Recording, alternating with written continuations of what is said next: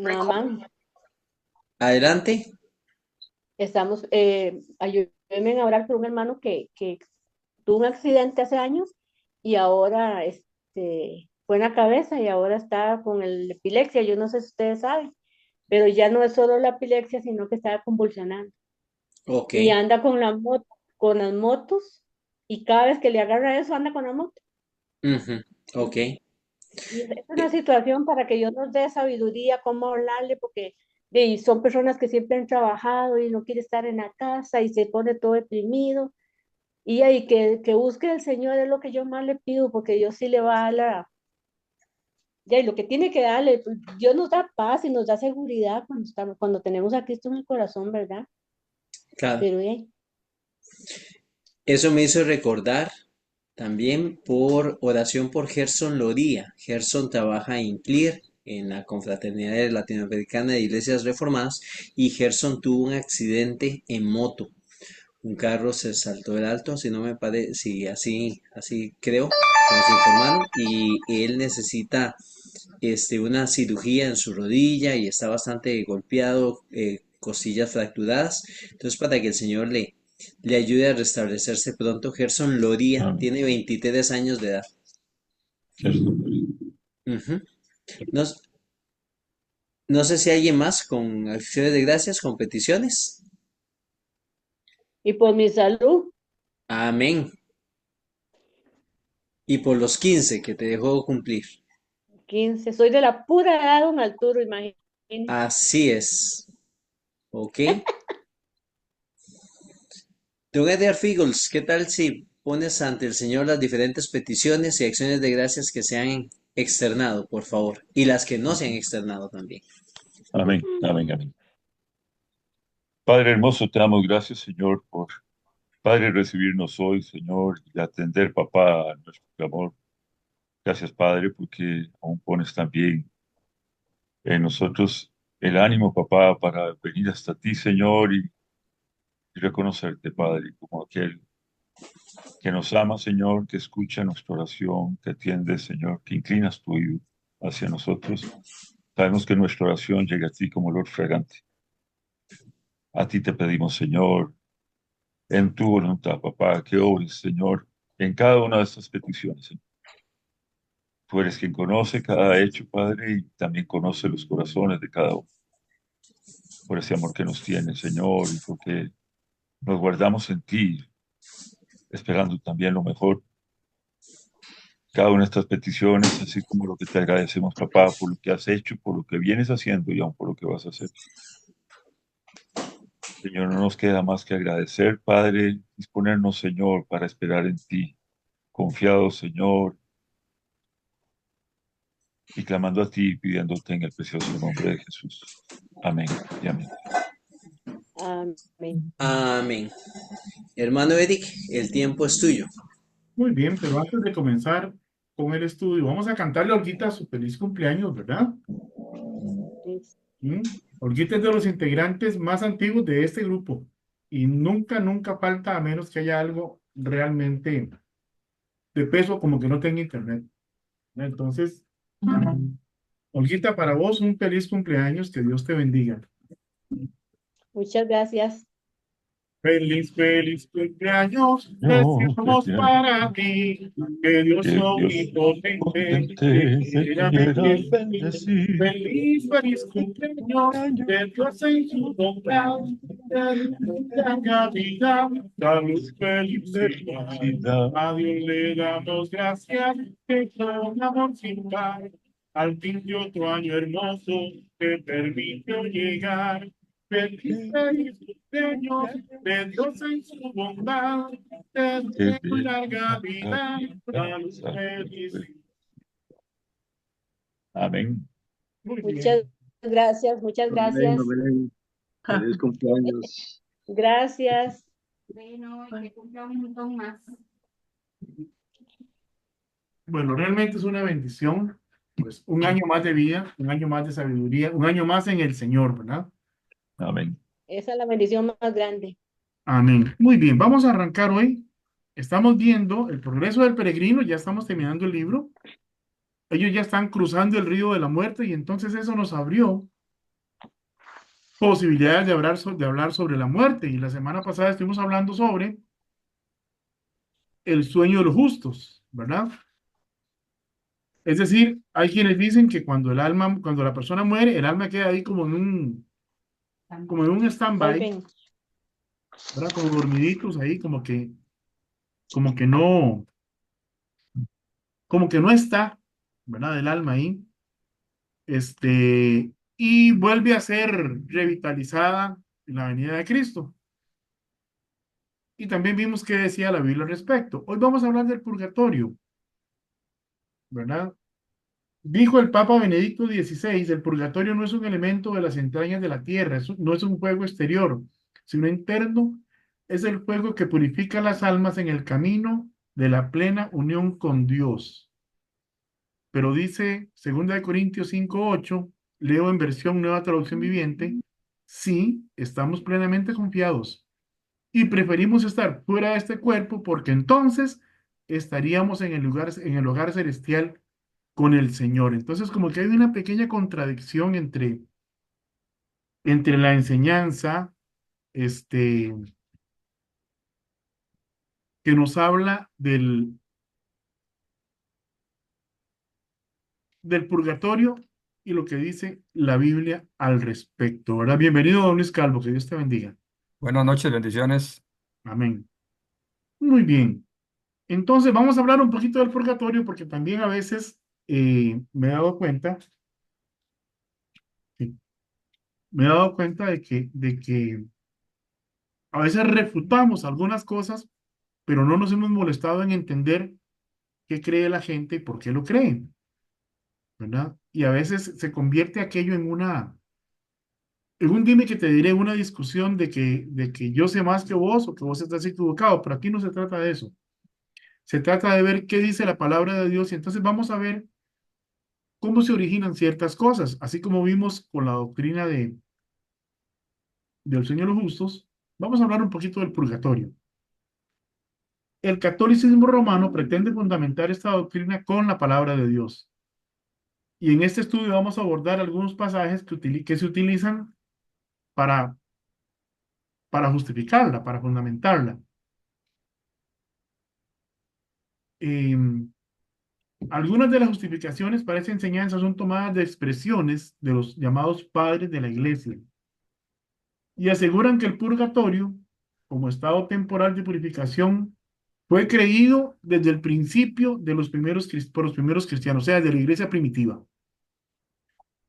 Vamos a ver, Lactancio, año 307. De paso, pueden apuntar nombres para futuros bebés. El justo cuyos pecados permanecieron será atraído por el fuego, purificación. Año 386, Juan Crisóstomo. No debemos dudar que nuestras ofrendas por los muertos le lleven a un cierto consuelo. Eso me da para abrir un tema más adelante acerca de los novenarios y si es posible, digamos, orar por una persona después de la muerte para que Dios tenga misericordia de su alma, ¿verdad? Y esto nace porque se cree en el estado intermedio del purgatorio. Gregorio Magno, año 580. Respecto a ciertas faltas ligeras, es necesario creer que antes del juicio existe un fuego purificador. A este personaje se le atribuye el uso inicial de la palabra purgatorio en el año 586, siglo VI. En el año 1180, el monje inglés Henry de Saltrey escribió el Tractatus de Purgatorio Santi Patrici, Tratado de Purgatorio Santo Patricio. Un texto en latín que expone por primera vez la idea del purgatorio. Espero haber dicho bien las palabras. El latín no es mi fuerte tampoco, ni conozco nada de latín. Ahora, según lo expuesto por el Papa Benedicto VI, el purgatorio, leo textualmente, no es un elemento de las entrañas de la tierra, no es un fuego exterior, sino interno. Ese fuego es el fuego que purifica las almas en el camino de la plena unión con Dios. Lo dijo en una audiencia pública de los miércoles en el año 2011. Ese mismo día, Benedicto XVI resaltó la figura de Santa Catalina de Génova, quien vivió en los años 1447 a 1510, conocida por su visión sobre el purgatorio.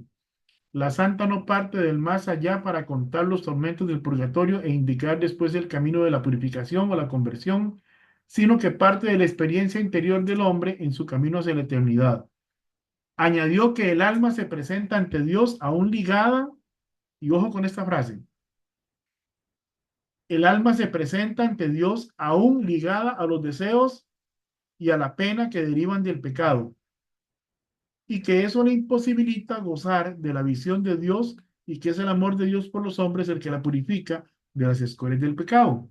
Esa última frase en particular es contraria a lo que nos enseña el capítulo 7 de Romanos, donde Pablo explica con claridad que es la carne la que nos sujeta al pecado, pero una vez liberados de esa naturaleza carnal, no estaremos sujetos a la naturaleza pecaminosa.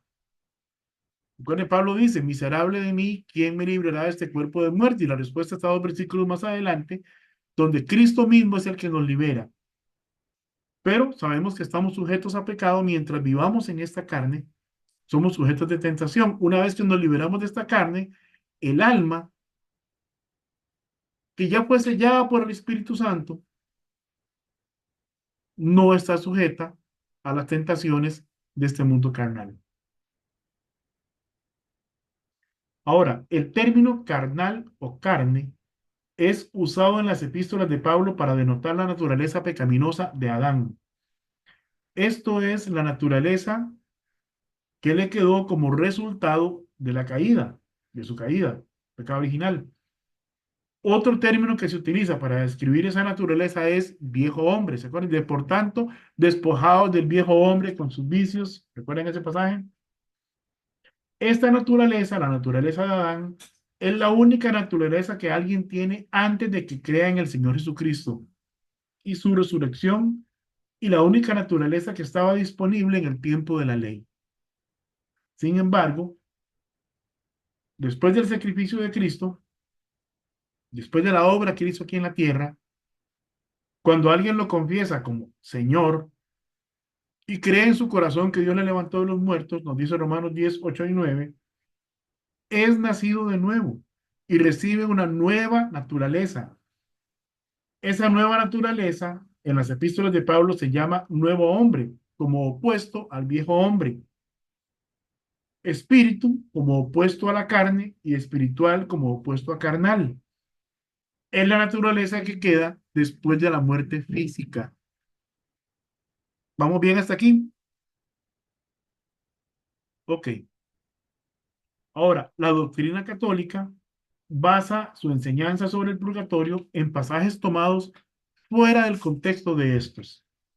Por ejemplo, utilizan Mateo 5, 21 al 26, que dice, oíste, estoy en el Sermón del Monte, oíste que fue dicho a los antiguos, no matarás, y cualquiera que matare será culpable de juicio. Pero yo os digo que cualquiera que se enoje contra su hermano será culpable de juicio, y cualquiera que diga necio a su hermano será culpable ante el concilio, y cualquiera que le diga fatuo quedará expuesto al infierno del fuego. Por tanto, si traes tu ofrenda al altar y allí te acuerdas de que tu hermano tiene algo contra ti, deja allí tu ofrenda delante del altar y anda, reconcíliate primero con tu hermano y entonces ven y presenta tu ofrenda. Y ellos usan este pasaje para decir que ahí está hablando del purgatorio.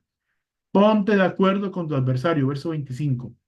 Ponte de acuerdo con tu adversario pronto, entre tanto estás con él en el camino, no sea que el adversario te entregue al juez y el juez al alguacil y seas echado en la cárcel. De cierto te digo que no saldrás de ahí hasta que pagues el último cuadrante. Hay un pasaje paralelo a este en Lucas 12, 57 al 59 que dice, ¿y por qué no juzgáis vosotros mismos lo que es justo? Cuando vayas al magistrado con tu adversario, procura en el camino arreglarte con él. No sea que te arrastre al juez y el juez te entregue al alguacil y el alguacil te meta en la cárcel. Te digo que no os que no saldrás de allí hasta que hayas pagado aún la última blanca. Ahora, este pasaje en realidad es una llamada a la justicia y a la reconciliación. Jesús dice a sus seguidores que no deben que deben resolver sus problemas de manera rápida y pacífica. Es decir, no dice que uno de nosotros o que entre nosotros no podamos estar no tener algún desacuerdo. El Señor sabe que vamos a tener uno que otro desacuerdo a lo largo de la vida, y entre más trabajemos juntos y entre más andemos juntos, más posibilidades hay de que lleguemos un día a estar en una posición encontrada. Pero el pasaje lo que nos está diciendo es: arreglen sus problemas de manera pacífica tan rápido como puedan. De hecho, el mensaje es claro: al estar en un conflicto, debemos buscar rápidamente una solución para evitar perder y sufrir las consecuencias del juicio. Pero no está hablando de un juicio eterno, eso está hablando aquí en la tierra. Recordemos que el Sermón del Monte tiene que ver con nuestra vida aquí en la tierra, en cómo vivimos. Nos dice entonces que la situación no debe llegar a salirse de control. Es decir, no debemos otorgarle al adversario poder sobre nosotros. La idea detrás de ese pasaje es evitar el doble castigo que viene de decidir un conflicto en el tribunal, donde ambos lados al final salen perdiendo. Y veanlo así: en un juicio, ¿quién gana? Aunque el juez dicte a favor del otro, ambas partes salen lastimadas. Véanlo en un divorcio. Pierden tres partes: pierde el esposo, pierde la esposa y pierden los hijos. Y si usted analiza diferentes tipos de conflictos, de alguna manera, cuando llegamos a juicio, todos salimos perdiendo. Primera de Corintios 6, 1 al 8. ¿Osa alguno de vosotros, cuando tiene algo contra otro, ir a juicio delante de los injustos y no delante de los santos? ¿O no sabéis que los santos han de juzgar al mundo? Y si el mundo ha de ser juzgado por vosotros, ¿sois indignos de juzgar cosas muy pequeñas? ¿O no sabéis que hemos de juzgar a los ángeles? Cuánto más las cosas de esta vida. Si pues tenéis juicios sobre cosas de esta vida, ¿ponéis para juzgar a los que son de menos estima en la iglesia? Para avergonzaros lo digo, pues que no hay entre vosotros sabio ni aun uno que pueda juzgar entre sus hermanos, sino que el hermano con el hermano pleitea en juicio, y esto ante los incrédulos. Así que, por cierto, ya es una falta en vosotros que tengáis pleitos entre vosotros mismos. ¿Por qué no sufrís más bien el agravio? ¿Por qué no sufrís más bien el ser defraudados? Pero vosotros cometéis el agravio y defraudáis, y esto a los hermanos. Ahora, esto es de la carta, la primera carta de Pablo a los Corintios, una carta durísima, ¿verdad? Entendamos la situación. La ciudad de Corinto estaba ubicada en una posición estratégica que la convirtió en un puerto muy importante, un centro de comercio entre Oriente y Occidente. Ahora, también era conocida por su decadencia moral y lujo excesivo. En ese contexto, Pablo predicó el Evangelio y estableció una iglesia diversa, compuesta de judíos y de gentiles. Corinto contaba con una enorme población compuesta de extranjeros procedentes del oeste, o sea, de Occidente, y del este, de Oriente. Y como en muchas otras ciudades, también existía una gran colonia de judíos que pudo conservar sus creencias. Por lo menos la mitad de la población se componía de esclavos. Vean qué diversa que era Corinto, ¿verdad? En ese tiempo. Ahí también había una población flotante de personas. ¿Qué es una población flotante? Gente que va como migrando. Llegan y se van, ¿verdad? En Costa Rica lo vivimos con las cogidas de café, por ejemplo. Vienen algunas personas de etnias indígenas de Panamá a coger café. Vienen nicaragüenses a coger café. Y también internamente, costarricenses migran a diferentes zonas del país a coger café y conforme la cosecha va cambiando, van moviéndose de población. Son poblaciones flotantes. Ahí también había población flotante por trabajo, comercio, turismo y por otros motivos. Y tenían que permanecer en Corinto por algún tiempo. Esa población se componía en su mayoría de marineros, que muchas veces llevaban mucho tiempo alejados de sus hogares y al tocar puerto iban muy ansiosos a buscar eh, ansiosamente diversiones y placeres. Y llevaban el dinero suficiente para pagar por eso. Los corintios paganos, por su parte, estaban dispuestos a venderles todo lo que a esos hombres se les ocurriera comprar. Cuando analizamos las diferentes clases de personas que vivían en Corinto, nos podremos formar una imagen de lo difícil que sería vivir en esa ciudad. Los relatos de la historia presentan a la ciudad como una ciudad en la cual toda la brutalidad del occidente y toda la sensualidad del oriente se encontraban y se unían. Recuerden que la sensualidad es la propensión o apego para satisfacer todos los deseos de la carne de una manera exagerada. Los corintios se jactaban de que tenían 1000 prostitutas sagradas que servían en el templo de su diosa principal llamada Afrodita o diosa del amor, también conocida como Venus. Una de las formas de adorar a esa diosa era teniendo relaciones sexuales. Por las tardes, aquellas 1000 prostitutas salían a buscar hombres para que los acompañaran. Esas prostitutas se conocían particularmente porque se rapaban. Es decir, no tenían cabello, ¿verdad? Se lo rapaban y no usaban velo, como era la costumbre de la mujer de esa época. De ahí ciertas advertencias de Pablo sobre el velo, para hacer la diferencia, la distinción cuando una persona venía a los pies de Cristo. Ahora, por todos estos vicios y características especiales, esta ciudad se levantaba como un reto para el poder del Evangelio. ¿Podría el Evangelio penetrar en aquella ciudad inmoral, corrupta y desenfrenada? Borracheras, inmoralidad sexual, cultos idolátricos y obscenos, orgías y tantas clases de desviaciones humanas representaban el desafío que Pablo encaró cuando llegó a predicarles el Evangelio. En toda su exposición en la carta a los Corintios, Pablo no hace referencia alguna a un estado intermedio entre la muerte y estar en la presencia de Dios. Es decir, ni al sueño de los justos ni al purgatorio.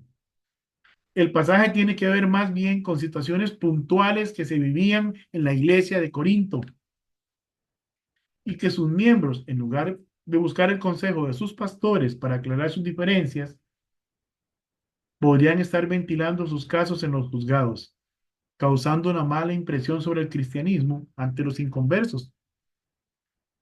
¿Quieren saber qué tan grave era la cosa en Corinto? Había un hombre que vivía con la mujer de su papá. No se dice que era la madre, se dice que era una esposa de su padre, posiblemente la madrastra, pero el hijo vivía con la madrastra. Así de graves eran las cosas en ese lugar. Por otra parte, el Sermón del Monte es una enseñanza que, si bien tiene aplicaciones para la eternidad, es una enseñanza para la vida diaria, para que vivamos de tal forma que reflejemos nuestra identidad como hijos de Dios y de esa forma tengamos autoridad para presentar el Evangelio a los que aún no han creído. La doctrina católica también utiliza sus enseñanzas sobre el purgatorio, el pasaje de 1 Corintios 3, 11 al 15, que lo hemos estudiado. Dice, conforme a la gracia de Dios que me ha sido dada, yo como perito arquitecto puse el fundamento y otro edifica encima, pero cada uno mire cómo sobreedifica. Porque nadie puede poner otro fundamento que el que está puesto, el cual es Jesucristo. Y si sobre ese fundamento alguno edificase oro, plata, piedras preciosas, madera, heno o hojarasca, la obra de cada uno se hará manifiesta porque el día la declarará, pues por el fuego será revelada, y la obra de cada uno, cual sea, el fuego la probará. Si permaneciere la obra de alguno que sobreedificó, recibirá recompensa. Si la obra de alguno se quemare, él sufrirá pérdida, si bien él mismo será salvo, aunque así como por fuego o como si escapara de un gran fuego, dicen otras versiones. De nuevo, este pasaje lo toman y lo sacan de contexto. El capítulo 3 de Corintios, de 1 Corintios, nos exhorta, como hemos estudiado otras veces, sobre nuestro trabajo para Dios y los motivos o la motivación por la cual hacemos o servimos en la obra de Dios y en cualquier otra cosa que hagamos. Con base en esa motivación, nuestras obras serán probadas en el tribunal de Cristo para recibir lo que hayamos hecho mientras estábamos en esta vida.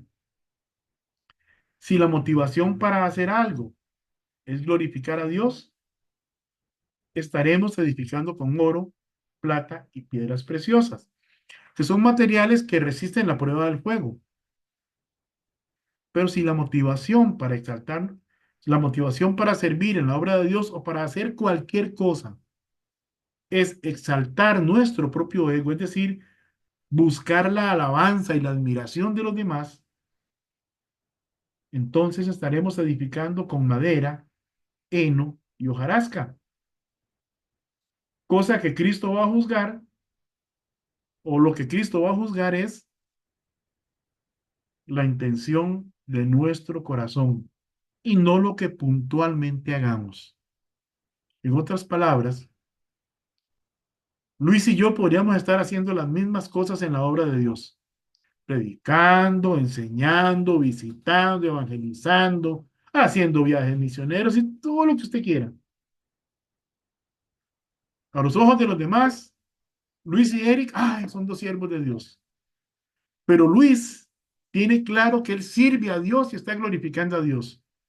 Pero Eric está buscando que lo alaben, Eric está buscando que lo admiren, pero eso no es tan visible a los ojos de nosotros, pero sí para el Señor, porque Él conoce los corazones. Entonces, en el tribunal de Cristo, Luis va a recibir recompensa por su obra y Eric va a quedar con las manos vacías. Ambos van a ser salvos, pero Luis va a tener cosas que presentar y dejar a los pies de Cristo, todas esas recompensas. Y Eric no va a tener nada para poner a los pies de Cristo. Y a eso se refiere el pasaje de 1 Corintios. No a un purgatorio. Ahora dice,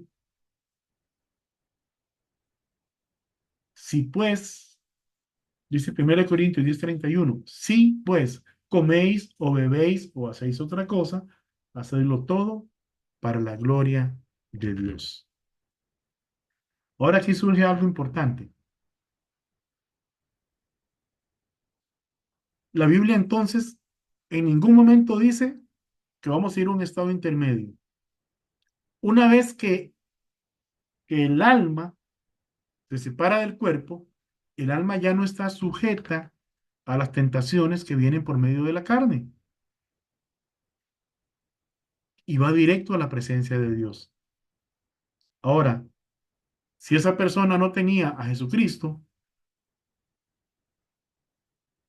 y y existiera un purgatorio, podrían pasar millones de años en el purgatorio y no alcanzaría la salvación, porque la salvación solo es posible alcanzarla mientras estemos en esta vida, por medio del arrepentimiento.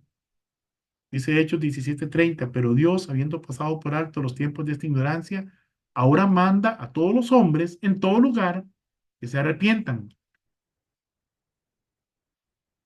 Y dice en Hebreos que está establecido para todos los hombres, creo que es 13:17. No recuerdo el pasaje exacto. Está establecido a todos los hombres que mueran una sola vez y después el juicio.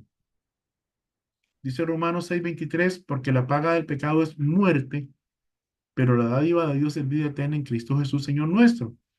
Y dice Romanos 10, que si confesares con tu boca que Jesús es el Señor y creyeres en tu corazón que Dios le levantó de los muertos, serás salvo. Porque todo aquel que invocar el nombre del Señor será salvo. Por eso son cosas que suceden únicamente mientras estamos en este cuerpo. Es aquí, en esta vida, donde nosotros tomamos la decisión de obedecer a Dios y su mandato de arrepentirnos o de rechazar la palabra de Dios y buscar la salvación por nuestros medios, la cual no es posible, porque dice la misma palabra de Dios que en ningún otro hay salvación, porque no hay otro nombre bajo el cielo dado a los hombres en quien podamos ser salvos. Si usted nos escucha y aún no tiene la seguridad de dónde va a ir su alma después de la muerte, déjenos un mensaje. Si está viéndonos ahí por Facebook Live, ahora o en diferido, déjenos un mensaje, le vamos a contactar. Díganos, yo no sé dónde va a ir mi alma después de la muerte, pero quiero que con la palabra de Dios me instruyan. Le vamos a buscar. Y la ventaja del Internet es que no importa dónde usted se encuentre, siempre estamos cerca a un clic. Y con la palabra de Dios podemos guiarle para que usted entienda qué es el arrepentimiento y pueda venir a los pies de Cristo y conocerle como su único y suficiente Salvador personal. Bueno, mis hermanos, esta ha sido la enseñanza del día de hoy. Es cortita, como vieron, pero no quiero avanzar en otras cosas para no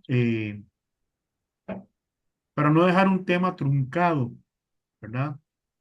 Ya la próxima vez vamos a ver el tema, el alma inmortal va directo al cielo. Si tiene el sello del Espíritu Santo, ¿verdad? Es decir, si esa persona acepta a Cristo como su Salvador personal. Y vamos a ver cuándo ocurre. Si ocurre inmediatamente, ya hemos ido aclarando ese tema. Si se va a quedar por ahí, ya aclaramos ese tema.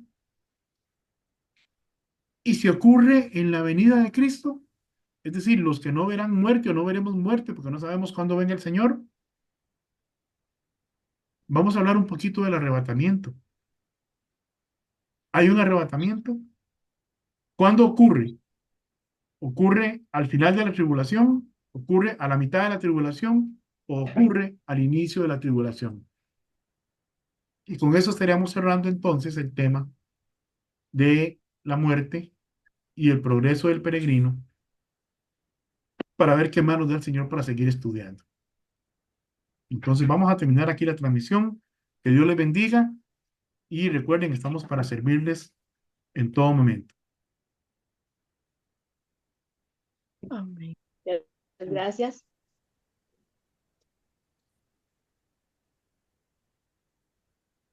Bendiciones, muchas gracias.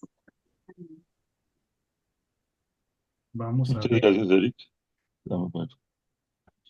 Muy bueno. Muy bien. Estoy tratando de quitar la transmisión en vivo. Voy a quitar la grabación también.